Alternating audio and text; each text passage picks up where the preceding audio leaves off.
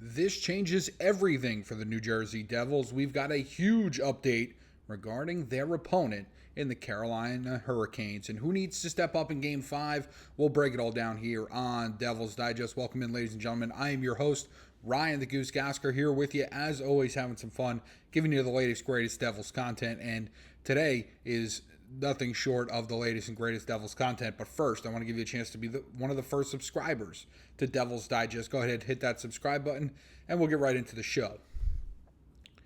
Now, the Devils have received a massive opportunity tonight as they head into Game 5 in Raleigh, the house of horrors for the New Jersey Devils. They're down 3-1 in the series. A lot of people, this is it. You know, kind of, morale is low. Let's put it that way. Morale is not high right now in Newark, New Jersey, and the surrounding areas of New Jersey, and wherever Devil fans may be. So, but they needed a kind of kickstart, some would say. And now, again, they're still dealing with some injuries of their own. Again, the three defensemen, Kovacevic, Hughes, Dillon, out once again. Some more are game time decisions. My colleague Aiden Barrett will have a video for that, for you, I should say, on that specifically. But the Devils got some interesting news today, and some news that should make you feel excited if you're a Devils fan, because Freddie Andersen, the goaltender for the Carolina Hurricanes, who got hurt in Game 4, Devils weren't able to complete the 3-0 comeback, but certainly they looked more comfortable when Andersen was out of the game. And why might that be? Well, Freddie this series has a .936 per save percentage. Now, that is certainly, he's playing above what his normal game would be. Typically, when you look at Carolina, it's always, man, are they going to get enough out of their goaltender? He was certainly putting it together against New Jersey here in the first 3.5 games or so before he went out due to an injury, collision with Timo Meier. A very tough play. I kind of agree that there probably should have been a 2-minute minor. When I looked at the play, I thought there should have been a 2-minute minor. Absolutely not a major. But certainly to me, that looked like goaltender interference. Now, Meier did get pushed. I do know that. And there's people, wow, he didn't get pushed that hard.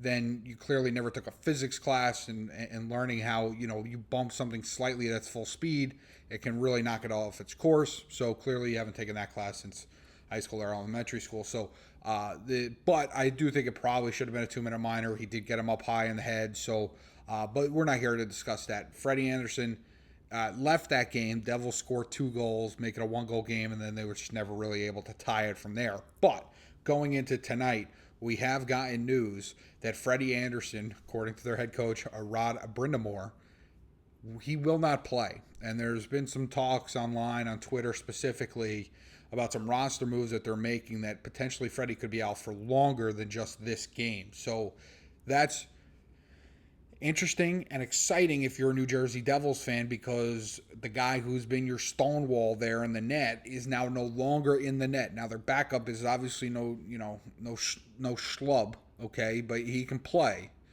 But if I'm the New Jersey Devils, and I say this from Section 132, I have for the last 2 years, okay, and talk to anybody that's been up there, they can certainly attest to it. The common phrase that I say over and over outside of shoot is pucks on net. Just get the puck on the net. That's the Devils' only big offensive change. We'll get to the bottom 6 in a minute, but if I'm the Devils, that's the only philosophy change I have going into Game 5 is out, and their special teams need some work. But put pucks on the net. Make the backup work. See if you can get a cheapie here. See if you can get a tip, a deflection. Something crazy, some kind of crazy bounce happens, and maybe the puck squirts free and somebody's got an empty net. Okay? Pucks on net. That's what the Devils, number 1, have to do tonight if they want to survive and come back to New Jersey for Game 6. Because I believe, and again, I know Carolina won Game 4 in New Jersey, but Prudential Center in the postseason is a very difficult place to play. Okay, and Carolina is not that great of a road team. Yes, they got a split, which was great for their standards, because they were, and a lot of their fans were, expecting 2 losses down there, because they usually don't play very well on the road. So the Devils just got to get it back to Game 6. Don't even worry about Game 7. Like, you can't even look. You got to worry about, you got to win tonight. Okay, get the series back to New Jersey. You're going back to New Jersey anyway, right? I mean, if you lose, you're going home. If you win, you get another game at home in front of your home fans. So win tonight. How do you do that? Number one, pucks on net. Get the puck to the net. Now, let's take a look at some of the Devils' lines from their morning skate. Some names on here that you're probably, I wouldn't say throwing up over, but definitely you can kind of feel the tingle in your throat. Just continuing to, look at, this is a problem I have. Okay, Sheldon Keefe all year. I don't know if he played the same lineup 2 games in a row. I sure as hell don't think he played him 3 times in a row. So, but now he comes in the postseason. Look at this bottom 6. Cotter, nothing. Glass, nothing. Nason has been awful. Tatar, nothing. Dowling's actually been pretty good just holding down the center spot because they need a center. Bastian, looked as alive as Nate Bash could possibly look. Where's Daniel Sprung? Where's Kurtis Lazar? Where are some of these other guys that can just give you a damn chance? Okay?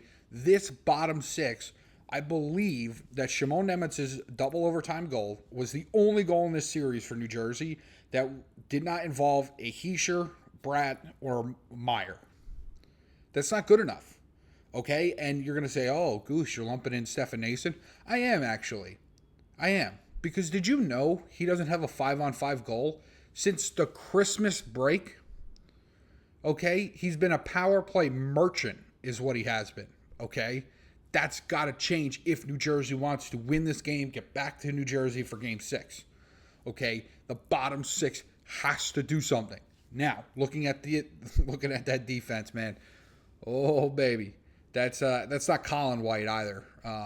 The Devils used to have, I believe, back when their Stanley Cup winning teams had a defenseman named White. So, but the Devils obviously dealing with a plethora of injury. Chalowski in there.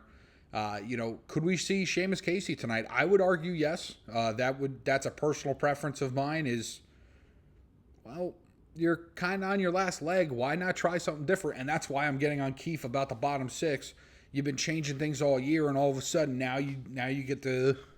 Now you copy and paste? I don't understand it.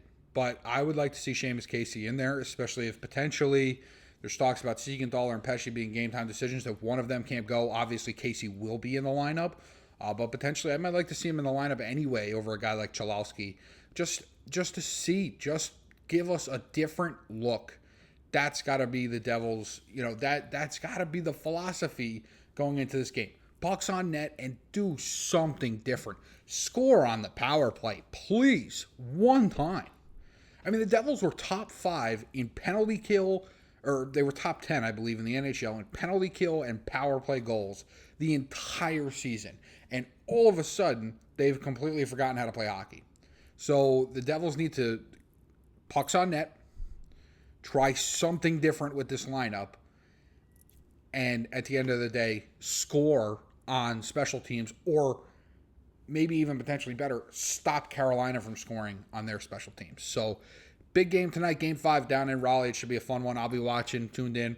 And as I mentioned, my colleague Aiden Barrett has a couple videos coming out for you, and he's got post-game tonight. So, stay tuned for that. We got some great content coming for you, the listener, and the watcher here on Devil's Digest. So, I appreciate you, however you're listening or watching, or both, to this program. We appreciate it. And I just wanted to give you a chance to be one of the first subscribers here to Devil's Digest.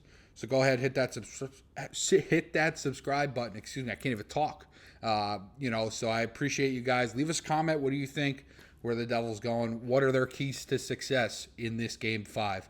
We'll catch you next time on Devil's Digest.